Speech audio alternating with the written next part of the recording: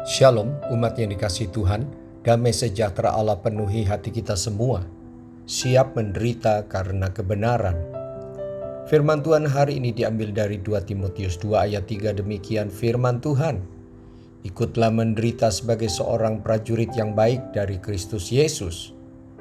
Paulus menjelaskan dan memberikan tantangan kepada Timotius agar dia siap menderita sebagai pengikut Yesus. Rasul Paulus tidak sedang mengajarkan teologi penderitaan ataupun teologi kemiskinan.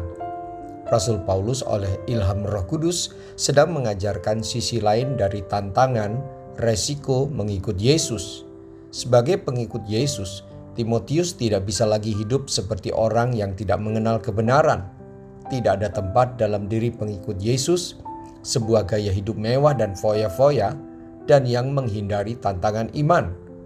Semua itu dijelaskan secara gamblang tentang panggilan untuk menderita sebagai prajurit Kristus, sebagai olahragawan yang harus bertanding sesuai aturan, dan sebagai petani yang bekerja keras untuk menikmati hasilnya. Pendek kata, Alkitab mengajarkan secara seimbang tentang sangkal diri pikul salib dan hidup dalam segala kelimpahan.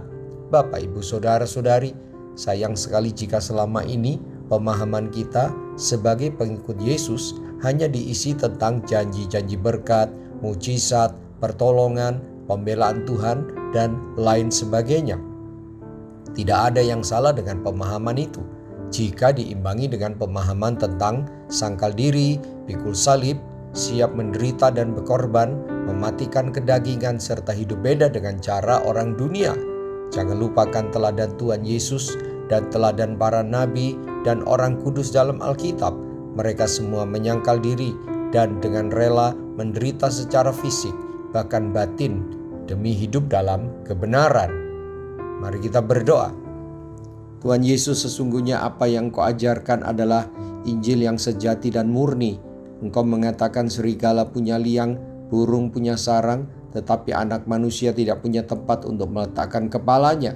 Saya membutuhkan topangan-Mu agar bisa menjalani hidup beda dengan dunia ini, yaitu harus sangkal diri dan pikul salib, serta siap menderita karena nama-Mu dan karena hidup dalam kebenaran serta kekudusan.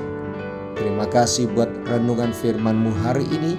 Saya diingatkan kembali panggilan untuk ikut menderita sebagai prajurit Kristus. Dalam nama Tuhan Yesus, haleluya, amin. Sampai jumpa besok dengan suara gembala, firman Allah yang hidup. Tuhan Yesus memberkati.